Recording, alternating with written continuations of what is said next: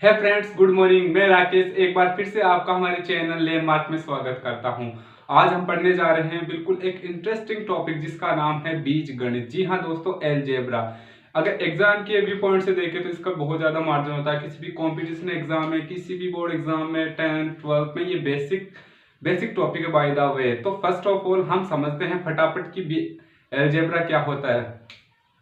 दोस्तों एक अलजेब्रा इस फॉर्म में होता है, जैसे मान लीजिए मैं आपको एक एग्जांपल दे रहा हूं, x plus 4 is equal to 0। तो एक अलजेब्रा में बेसिक क्या क्या चीजें होती है। सबसे पहले ये एक समीकरण की फॉर्म में होता है। जी हाँ दोस्तों, एक समीकरण क्या होता है। एक समीकरण में दो कंपोनेंट होते हैं, एक होता है अननोन, एक होता है नॉन वैल्यू। ठीक है, अननोन वैल्यू वो होती है जिसको हमें अपने इक्वेशन में पता लगाना पड़ता है, और एक नॉन वैल्यू वो होती है जो ऑलरेडी हमारे पास होती है।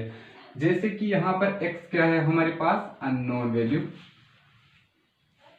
जिसे हम बोल सकते हैं अज्ञात, और ये हमारे पास नॉन वैल्यू जो हमें पता होती है, और ये हमारी वही संख्याएं होती है, डिजिट की फॉर्म में होती है जो ऑलरेडी हमें पता होती है।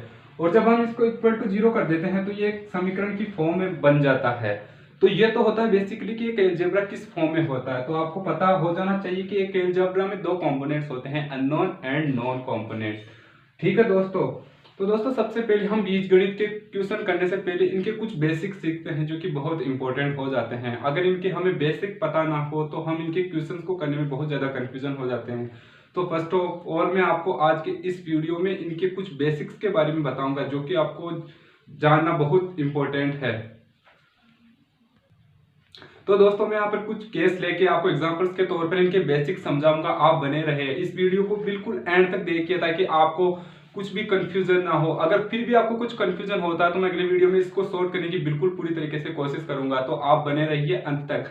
तो चलिए देखते हैं इनको कुछ केस लेके। फर्स्ट ऑफ ऑल इनके बेसिक्स के मैं पहला केस लेता हूं। केस फर्स्ट, अगर मान लीजिए दोस्तों आपके पास एक ऐसी क्वांटिटी है जिसकी घात आपके पास 0 है। ठीक है, ऐसी क्वांटिटी है आपके पास में जिसकी घात आपके पास 0 है। वो क्वांटिटी आपके पास अज्ञात भी हो सकती है या किसी संख्या के रूप में भी हो सकती है। जैसे यहाँ पर 7 की घात 0 है, यहाँ पर 1 की घात 0 है। तो आपको हमेशा इस बात को गौर कर लेना चाहिए कि यहाँ पर अगर किसी भी क्वांटिटी या वैल्यू की घात 0 होगी, उसकी वैल्यू ऑलवेज 1 होगी। कितनी होगी? 1। चाहे वो किसी भी फॉर्म में हो, चाहे वो कौन सी भी संख्या हो, चाहे वो फ्रैक्शन में हो, चाहे वो डेसिमल में हो, परसेंटेज में हो, कुछ भी हो, अगर उसकी घात आपके पास 0 है तो उसकी वैल्यू ऑलवेज आपके पास कितनी होगी? 1। ठीक है, ये तो था अपना मान लो पहला पॉइंट। दूसरा पॉइंट, अगर दोस्तों आपके पास है a की पावर m, ठीक है, a की घात m है, तो अगर आप इसको भिन्न के रूप में लिखना चाहोगे तो ये नीचे जाकर माइनस में इसकी घात बन जाती है, a की घात माइनस m। ठीक है। तीसरा पॉइंट, अगर मान लीजिए आपके पास यही क्वांटिटी नीचे है भिन्न में, तो जब आप इसे ऊपर लेके आओगे तो जस्ट इसका साइन बदल जाता है। आपको बस ये ध्यान रखना है कि अगर कोई भी आपके पास भिन्न है, किसी की क्वांटिटी अगर ऊपर है तो हमें उसको नीचे लेके आना है हर के फॉर्म में, तो उनके जो साइन है वो बिल्कुल अपोजिट हो जाएंगे। जैसे प्लस का माइनस, माइनस का प्लस, तो जैसे हमें इसको ऊपर ले जाना है, अपोजिट करना है बिल्कुल। तो जब हम इसको ऊपर लेके जाएंगे तो इसका यहाँ पर जो साइन था पॉजिटिव है ये, तो ये ऊपर जाके क्या हो जाएगी? माइनस। तो a की पावर माइनस। ठीक है, इसका तीसरा पॉइंट लेते हैं। अगर मान लीजिए आपके पास दो क्वांटिटी है, एक है a की पावर m, एक है a की पावर n। ठीक है, जैसे मैं इस क्वांटिटी को ऊपर लेके जाता हूं, ठीक है, तो इसका साइन फिर से चेंज हो जाएगा। ठीक है, और अगर जब आपके पास ये दोनों बेस अगर सेम हो तो हम इनको कॉमन ले लेते हैं। जैसे यहाँ पर दोनों बेस a है तो हम इनको कॉमन लेंगे। कब लेंगे ये भी आपको गौर करना है, कब? जब ये दोनों मल्टीप्लाई यानी कि गुणा में हो तब हम इनको कॉमन लेंगे। कॉमन लेते हो तो घातों का क्या होता है? घातें आपस में जुड़ जाती है, ऐड हो जाती है। जैसे कि यहाँ पर दो घातें हैं m और n, यहाँ पर n माइनस के साथ है तो जुड़ेगी जब माइनस ही आएगा यहाँ पर, तो a की power minus m minus n। तो ये तो था अपना पहला केस। अब पढ़ते हैं केस 2 के बारे में। तो चलिए दोस्तों अब देखते हैं सेकंड केस। सेकंड केस आपको जानना बहुत इंपॉर्टेंट है, ये वेरी वेरी इंपॉर्टेंट केस है। इस केस पर आपके बहुत ज्यादा क्वेश्चंस बनते हैं, तो आपको इसको बिल्कुल कॉन्स्टेंटली होकर देखना है। इस केस को बाय द वे मैंने पहले लिख दिया ताकि मैं आपको आसानी से समझा सकूं, ठीक है। जैसे इसमें पहला नोट है x की घात m इंटू x की घात n। जब आपके पास इस फॉर्म में अगर कोई भी एक्सप्रेशन दे रखा हो तो उसको कैसे करते हैं। जैसे कि मैंने आपको पिछले केस में बताया था कि अगर आपका जो बेस ये आधार है ये अगर सेम है तो हम क्या ले लेते हैं उसे कॉमन, और अगर वो गुणा में होता तो उनकी घातें क्या होती है, ऐड हो जाती है। तो वैसे मैंने यहाँ पर किया है, m और n यहाँ पर ऐड हो गई जब गुणा में है, आधार समान है, ठीक है। दूसरा नोट देखते हैं दोस्तों इसका, जब x की घात m और इस पूरे की घात n है। दोस्तों यहाँ पर देखना, यहाँ पर दो ऐसे एग्जांपल होंगे जिसमें आप कंफ्यूज हो सकते हो। तो जब इनकी बाहर, इनके ब्रैकेट के बाहर में घात n है तो हम क्या करते हैं, बाहर वाली घात को अंदर वाली घात से मल्टीप्लाई कर देते हैं दोस्तों, x की पावर m इंटू n। दोस्तों इसके अगले वाला देखो, अगर x की घात m और m की घात n, यहाँ पर ब्रैकेट नहीं है, यहाँ पर ब्रैकेट था उसके बाहर n घात थी, यहाँ पर ब्रैकेट नहीं है लेकिन यहाँ पर m के ऊपर घात है n, तो यहाँ पर हम इसको इससे गुणा नहीं करेंगे दोस्तों, ये m की ही घात होगी n। जैसे मैं आपको एक एग्जांपल देके बताता हूँ। जैसे मान लो मेरे पास है x, मेरे पास है 2x, m है मेरे पास 2, और अगर मैं ब्रैकेट में लेता हूँ 3, तो इसके अनुसार क्या होगा, ये घात इससे गुणा हो जाएगी इसके अनुसार, ठीक है। तो ये कितना बन जाएगा, 2 की घात 6। लेकिन अगर इसी के अनुसार मैं करता हूँ, जैसे यहाँ पर x मैंने 2 लिया था, यहाँ पर भी x 2 लेता हूँ, यह m कितना लिया 2, यहाँ पर n कितना लिया था हमने 3, यहाँ पर भी 3 लेता हूँ। तो दोस्तों अब यहाँ पर ये दोनों मल्टीप्लाई नहीं होंगे दोस्तों। यहाँ पर सबसे पहले आपको 2 की घात 3 की वैल्यू निकालनी है, मतलब कि 2 की घात 3 का मान कितना होता है 8, ठीक है। फिर यहाँ से ये वैल्यू आएगी, तो इन दोनों में बहुत ज्यादा डिफरेंस है, आपको यहाँ पर बिल्कुल नोट करके इसको सीखना होगा।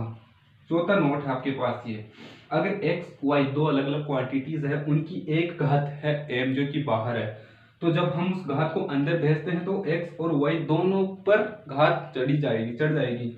तो x की घात m, y की घात m, इस तरीके से ये होगा। जब अलग अलग क्वांटिटीज हमारे पास एक ही उनकी घात सेम है तो दोनों पर अलग अलग क्वांटिटीज पर वो अपनी घात चल जाएगी। अगला नोट देखते हैं दोस्तों, जैसा कि मैंने पिछले केस में आपको बताया था, ये x की घात m अपॉन x की घात n, तो हम इस नीचे वालों के लेके जाएंगे ऊपर, तो माइनस में हो जाएगी इसकी घात, और दोनों गुणा में है, यहाँ पर दोनों आधार सेम है तो कॉमन आ जाएगा इसी की तरह, और यहाँ से ये दोनों जुड़ जाएगी, यहाँ पर माइनस है तो m माइनस n। तो ये तो था हमारा दोस्तों सेकंड केस, जो कि बहुत इंपॉर्टेंट था, आपको इसको बिल्कुल याद रखना है। जब मैं अगले पार्ट में इनके कुछ एग्जांपल्स दूंगा तो ये बहुत काम आएंगे। तो चलिए देखते हैं नेक्स्ट केस। अब देखते हैं थर्ड केस।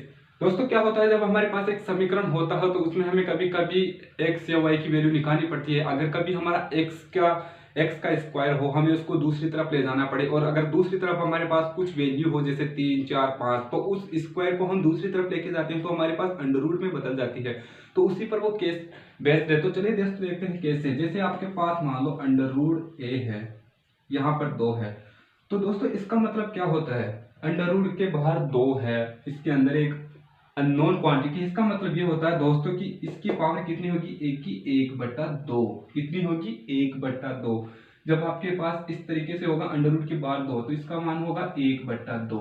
अगर इसी के अंदर यहाँ पर मैं 3 ले लेता हूँ, अपना ये अंडर रूट है, तो इस बार इसकी वैल्यू कितनी होगी, तो इस बार a की घात कितनी होगी, 1/2 नहीं होगी। जो भी ये बार होता है वो हर में आता है, एक भिन्न बनाते हैं उस टाइम, जैसे कि यहाँ पर 1/3 होगी, तो आप समझ जाइए इधर जो वैल्यू होगी वो यहाँ पर नीचे आएगी, ठीक है। अगर यही वैल्यू इस तरीके से हो a स्क्वायर, तो इस टाइम इसकी वैल्यू क्या होगी, इस टाइम इसकी वैल्यू है a, ये 2 ये इस ऊपर रहेगा, और ये 3 मैंने बताया था नीचे आएगा, तो ये इस तरीके से नीचे आ जाएगा। तो इस तरीके से ये थे जो कभी कभी हमें बहुत ही कंफ्यूजन में कर देते हैं। आपको इसको बिल्कुल श्योरली आपको इसको याद रखना होगा, ठीक है दोस्तों। तो दोस्तों मैंने यहाँ पर थर्ड केस के लिए कुछ एग्जांपल्स दिए हैं आपको, जैसे कि आप यहाँ पर देख सकते हो, जब x² = 4 है तो हम यहाँ पर x की वैल्यू निकालेंगे। कैसे, केस थर्ड के अनुसार हम स्क्वायर को इस तरफ भेजेंगे, ठीक है। जब हम स्क्वायर को भेजते हैं किसी दूसरी तरफ समीकरण में, तो वो अंडर रूट में चेंज हो जाता है ऑलवेज, ठीक है। जो भी हमारे पास वैल्यू होगी वो अपने अंडर रूट के अंदर आ जाएगी, ठीक है दोस्तों। तो हमारे यहाँ पर कितना था 2, इसको हम ऐसे भी लिख सकते हैं। तो जैसे कि मैंने आपको बताया था, इसको मैं ऐसे भी लिख सकता हूँ 1/2, ठीक है। और इसका मतलब होता है अंडर रूट। क्या होता है? Under root. तो 4 का अंडर रूट कितना होता है दोस्तों? 2। इसी तरीके से ये है, अगर हम 3 को इधर भेजेंगे दोस्तों तो अंडर रूट तो बन जाएगा, यहाँ पर कितना आ जाएगा? 3। और ये 27 जो भी वैल्यू है अपनी अंडर रूट इसके अंदर आ जाएगी, ठीक है दोस्तों। और इसको मैं इस फॉर्म में भी लिख सकता हूँ 27 1/3। और जब 3 आ जाती है तो उसे हम क्या बोलते हैं? क्यूब रूट, घन वाला वर्गमूल। तो 27 का क्यूब रूट कितना होता है दोस्तों? 3। तो दोस्तों ये केस था, इसको आपको इस तरीके से ऐसे एग्जांपल से आपको वो याद रख लेना होगा दोस्तों। तो दोस्तों कैसा लगा आज का हमारा वीडियो, आप जरूर हमें कमेंट करके बताएं तथा साथ ही साथ हमारे चैनल को सब्सक्राइब लाइक जरूर कीजिए। Thank you for watching.